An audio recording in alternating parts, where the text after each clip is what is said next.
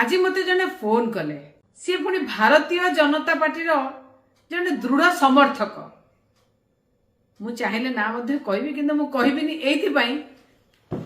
मु आज्ञा माननीय मुख्यमंत्री मोहन बाजी परी नुहे जे दुष्कर्म पीड़िता संगे फोन कले कथा हला बेले मध्य ताको वायरल करथुले मु समिति करबिनी से जेतबेले आज जाउथले बालेश्वर जिबे बोली आमर छतिया टांगी टोल गेट क्रॉस कला परे तांकर गोटे 10,000 टंका फाइन कटिछि सी तापरे डाउट हेछि जेतबेले चेक करचंदी 10,000 टंका तांकर फाइन कटिछि से मते कॉल कले जे मैडम एमती मोर मध्य 10,000 टंका राजी फाइन कटिछि मु टोल गेट क्रॉस करके मु बालेश्वर जाउछि